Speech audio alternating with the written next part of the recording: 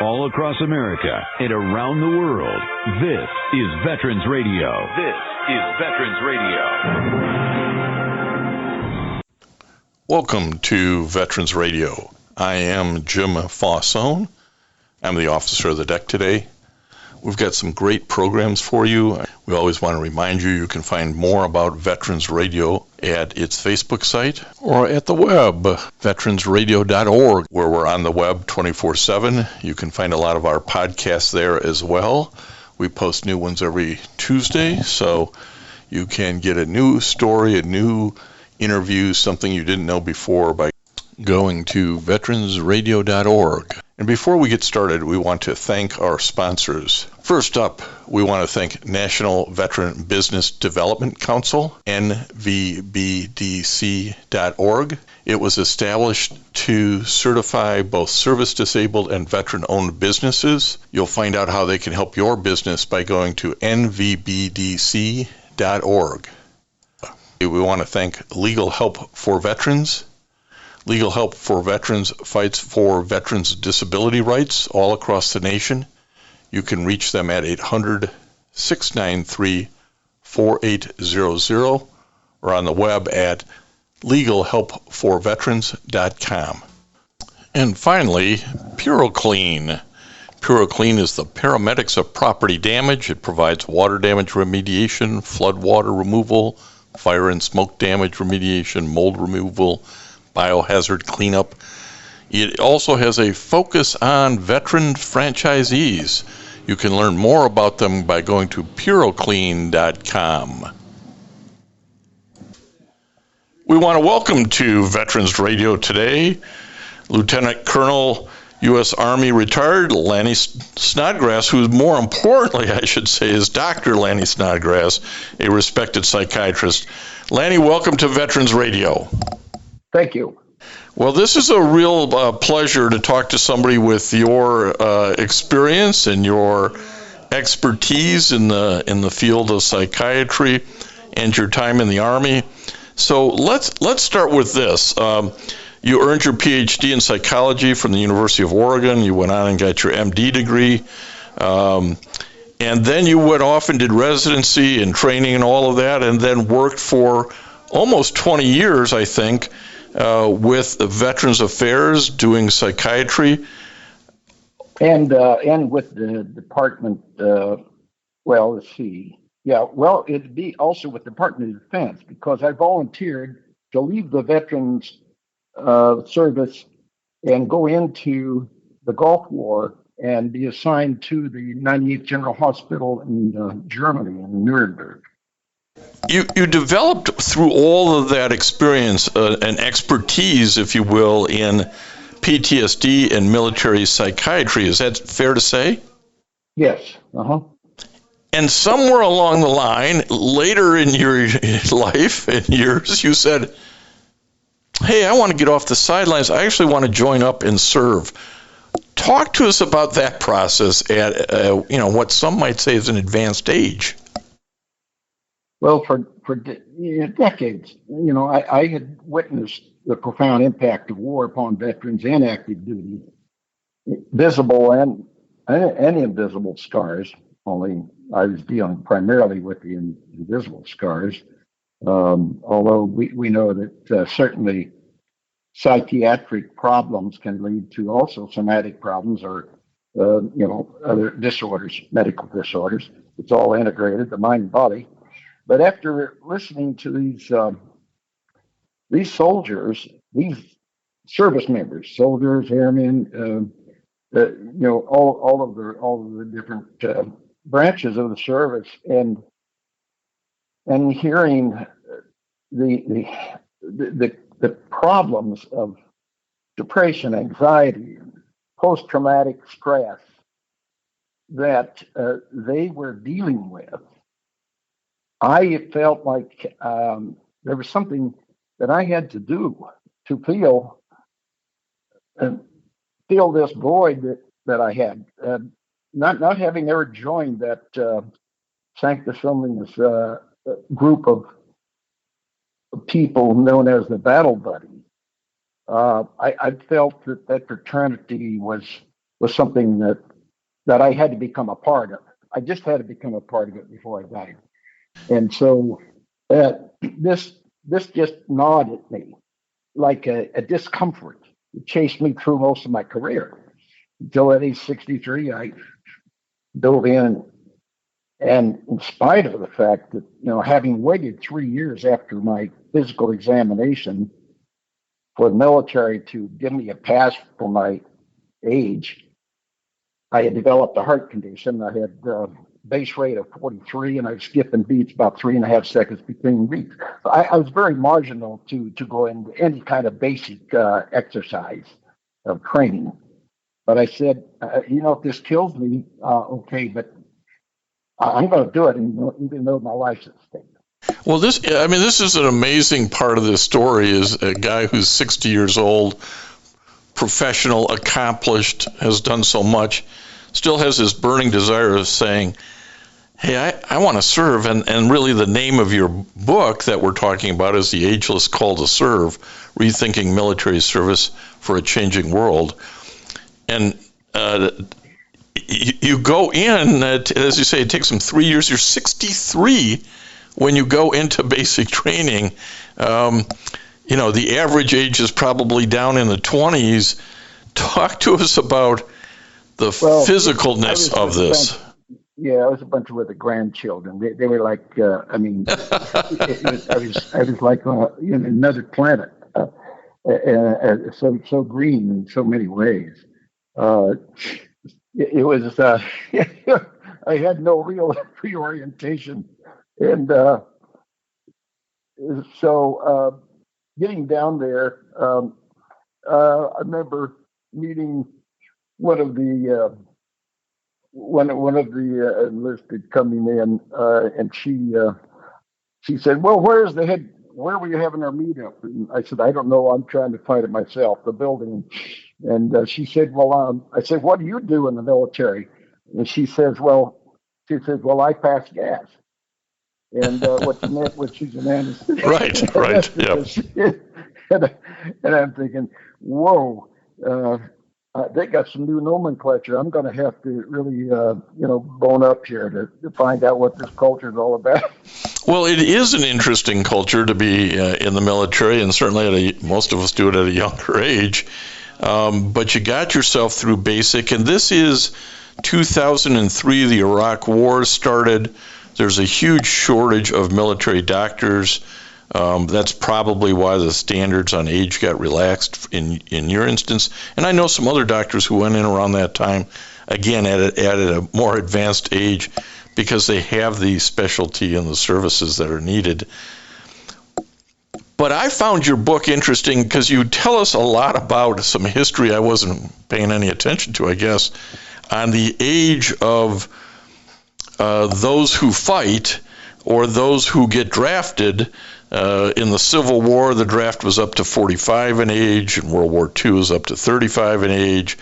In Britain, in World War II, they had a home guard that if you were between 40 and 70 years, you can serve. And even today, apparently in the Russian army in the Ukraine war, if you're up to 70, they still may pull you in. So the American model, which is just focused on youth, is not necessarily used all around the world, is it? Not at all. It isn't at all, and it's been very inflexible. I mean, for over a century, we have not changed the limits or the age restrictions in the military, the upper or lower.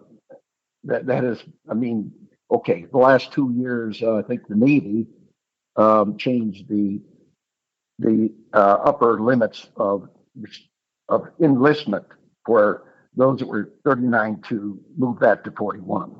But other than that, I mean, there has been virtually nothing done, and I don't think that there's any mandate out there by the upper echelon to even give serious thought to this. Well, let's admit, young recruits have to be a whole lot more malleable than an old crusty guy like you, who's been around the world before and said, I don't know if this makes sense.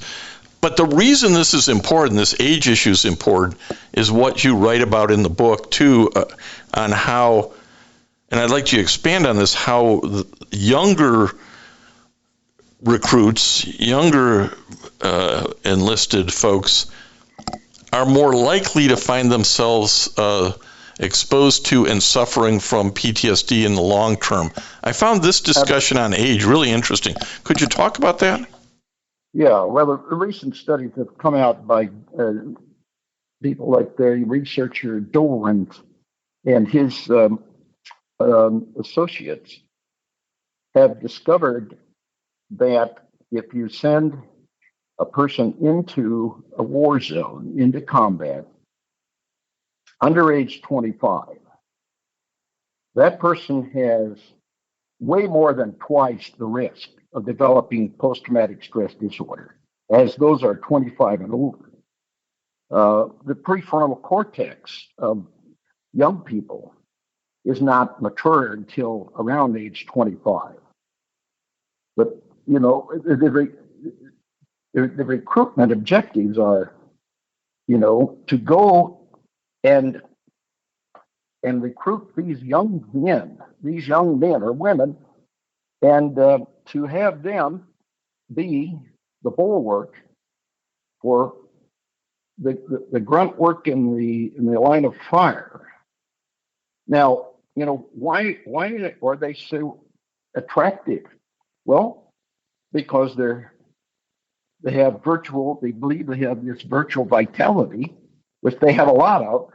And they also have naivety. And then the other element is fearlessness. They have fearlessness. So they will take an order even though they know that this order by the commander is going to result in total annihilation. They will still follow that order. Well, and our young folks don't have the same level of responsibility at home, maybe. Maybe they don't have a family yet, or a wife, or a mortgage, or a spouse and kids. I mean, it's a whole different way of thinking when you're unburdened by all of that than somebody who's 60 years old and says, okay, I've paid off the house, I've paid off the bills, but I got these other responsibilities.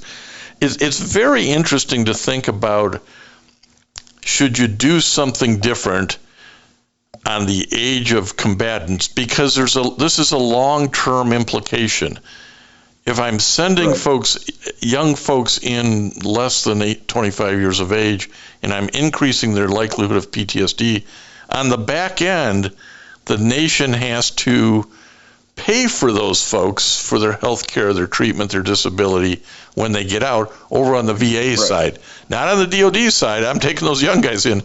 But if you're looking at the total cost of this, and this is probably what you saw when you worked at the VA, is, hey, these guys come out and they've got this problem for a long time.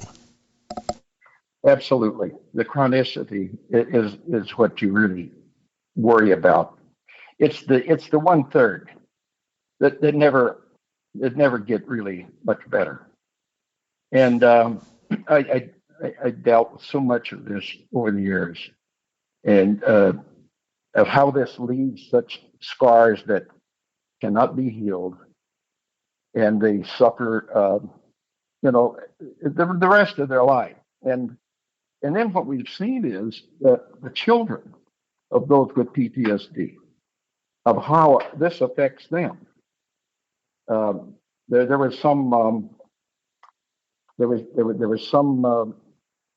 program here not long ago that was addressing this, and had several fathers and children together and talking about the impact that PTSD has left on the lives, and how the children tried to, in some way, be a healing force, but not knowing how to do it, but wanting to care for the father that was dealt this horrible disease. And it created lots of anxiety, even some suicidal thoughts. Well, there's a good point I want to jump off from, because again, there's this long-term, you want the book talks about we really should rethink this strategy a little bit. And an area where you make some interesting observations is the recruitment or enlistment screening that is or isn't done for things like suicide and generational trauma. Can you talk a little bit about that so people can get a thought of what your ideas are here? Well, I've been on the other end of this course, dealing with those that probably should have never come into the military in the beginning. And the front loading, I call it the front loading, where you have a history of trauma, you have a history of abuse. And I mean, some people are able to overcome that, but not all, not all. I think there should be a psychological test. We have a pretty good arsenal of psychological tests that can be given to detect those that are really on the marginal line of survival as far as psychological survival in the military, and those that aren't. And I just don't think enough attention is given to that. The pressures are really pretty heavy on the recruiter. And he's obligated, in order to keep his promotion moving forward and his pension, to get that quota met every month. He has mandates. And I think that there have been a lot of misgivings about not wanting to delve into the history further, not willing to want to get good screening techniques in order to not allow some of these that really don't have the resilience, they don't have the capabilities to adapt to this kind of stress. Now, there are some of these young people that go in the military that they could be salvaged if there was a mentor that they could identify with, a sergeant perhaps that they could identify with that would give attention to help reinforce the right positive attitude and emotions towards stress in dealing with stress. But they don't have time for this. They really don't. And it's very rare you find some exceptional sergeant or supervised position of a person that's going to take that kind of care and responsibility and time. So I think screening is very valuable, very important. It would certainly spare a great number of these young people from disappointment, from failure, and inability to adapt and continue to fulfill their obligation in the military. The burdensome problems of this are great when you consider the resource that has to be mustered in order to take care of those that now have decompensated, and their psychiatric condition is such that they require a great deal amount of care and intense work. Yeah, you can really see that stabilized. Yeah, you can see that tension, right? The tension between the recruiting needs, but in the long-term tension then of there's going to be a problem here that's going to take years and years of treatment because this person was maybe a little more susceptible. Maybe they had generational trauma, their age. There really is sort of that tension. Susceptibility that increases the chances of PTSD. We know that, especially those that are abused. Studies bring out this in terms of that age group that is most susceptible to PTSD when they are in a war zone, when they're in combat. That given those facts of their development and not having the resilience, the percentage for PTSD goes up to 97% for those individuals. It's just, it's really amazing, and it gets you back to where you have to really think about this, better psychological screening tools would be so important. But you also talk about a concept that I want to get some of your thoughts on, and that is resiliency. Talk to us about what resiliency is and how the military could do a better job at helping it exist in its service members. Well, I think resiliency, if the military had some preparatory program before basic training ever starts. And let's say it's 2 weeks, I would say at least 2 weeks minimum, of how to adapt to stress and how to approach stressful events, issues in your life that you're going to be confronted with in your service, in your duty assignments for the military. Techniques. I mean, in this orientation, what you need is role models. You need some good, resilient role models to give them the kind of approach, of mental approach to dealing with stresses and perceiving those not as problems, but as challenges. And that's a whole different mental shift when you look at a stress point and an issue that you have to confront as a challenge rather than as a problem. But the people that really have resilience, that's exactly what they do. They perceive those, they say, bring it on. I'm here to resolve these things. I'm here to grow from this. And I think that's the approach has to be for all, I think, going into the military, for all of these young people we're talking about 18, 19. I'm not opposing for the military to not take 18, 19-year-olds into service. It's just, I think it's a flawed concept. Well, we ought to prepare them. We ought to prepare them right? We ought to put them into the line of fire at that age. Now, 21 older. I don't know what the magic age is. That would be the really prime age, the appropriate age to go into a war zone in combat. I don't know if I'm not capable of prophetically saying what that is, except that I think that age group. Just based on the history, you look at Vietnam. You look at what was the average age of a combat soldier in Vietnam? 18, 19. That's what it was. Right. They come back. There's 30% of them all with PTSD. 20 years later, there's 15% of that group. That's half of them. They'll have still PTSD, and they'll have it the rest of their life.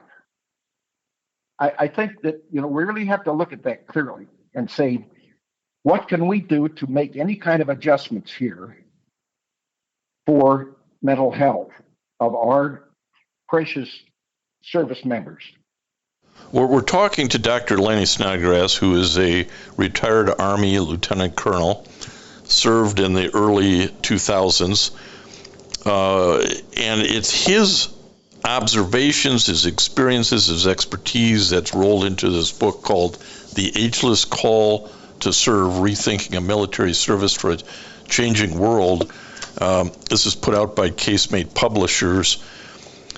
It's really a fascinating book talking about some issues you don't normally think about. And what I liked about it is you offered up fixes. We've talked about a number of them.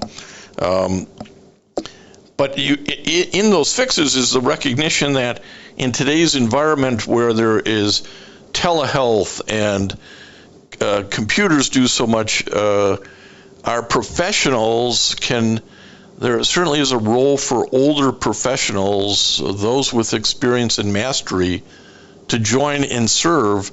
They don't have to be the frontline combat troops, but you offer up a number of fixes that I think are very interesting. Well, the comparative model for that is the VA. When you look at the 60-year-olds that come in and work at the VA, they've retired from their practice. They've been in practice for, goodness knows, at least 30 years. They have all these skills and everything to offer. Military won't take them, but the VA will take them, and they've proven to be some excellent resource for the medical needs of the veterans. They could have the military could use them on an active duty basis. I mean, we have, just like you mentioned, telemedicine. Oh my goodness, we've had an explosion of telemedicine during the pandemic, and it now has been accepted in many areas and disciplines and in industry and medicine to continue onward because it's been very effective. I mean, you take a radiologist; he can read these films anywhere he wants in the world and be as effective as if he were there in person reading them and sending the data and results and so forth. Well, as your subtitle says, it's a changing world. We're talking to, and we appreciate the time that Dr. Lanny Snodgrass, Lieutenant Colonel, retired out of the U.S. Army, gave to us today to talk about his book, The Ageless Call to Serve. Lanny, first off, I'm glad you got a sense, you got the opportunity to quench that thirst that you had to serve, even if you had to wait till you were 63 to do it. But I think it also gave you some unique perspective and insights, and they're certainly captured in the book. Well, thank you, and I'm going to say that I would do it all over again. If this opportunity ever occurred, it's not something that I regret in any sense. I regret, never. It was a wonderful opportunity for me, and I grew from it, and I feel that I have been of help, and it's been a life-changing experience for me. Much of what I've written in the book is about what came out of that experience. Well, we really appreciate your time today. Thanks, Lanny. Well, thank you. Appreciate the opportunity here. It's been an honor. And I want to thank everybody for listening to Veterans Radio today. I am Jim Fausone. It's been a pleasure to be your host. I'm a veterans disability lawyer at Legal Help for Veterans, and you can reach us at 800-693-4800 or legalhelpforveterans.com on the web. You can follow Veterans Radio on Facebook and listen to its podcasts and internet radio shows by visiting us at veteransradio.org. That's veteransradio.org. We again want to thank our national sponsors, the National Veterans Business Development Council, nvbdc.org, Legal Help for Veterans, a veterans disability law firm with a national practice before the VA, can help you on your claims and your appeals. It can be reached at legalhelpforveterans.com or 1-800-693-4800. And PuroClean, a leader in property emergency services. It's the paramedics of property damage, providing water damage remediation, flood water removal, fire and smoke damage remediation, mold and biohazard cleanups. You can reach them at puroclean.com or 800-775-7876. We also want to thank our local sponsors. This would include the Charles S. Kettles chapter of the Vietnam Veterans of America, that's chapter 310, VFW Graf O'Hara Post 423, the American Legion Irwin Preskin Post 46 in Ann Arbor as well, the VA Ann Arbor Healthcare System, and certainly the National Vietnam Veterans of America Association. You can be a sponsor by going to veteransradio.org, clicking on the About Us and our sponsors, and help us out. Keep this program alive for the 21 and 22 years. Keep us going for another 20. Thank you.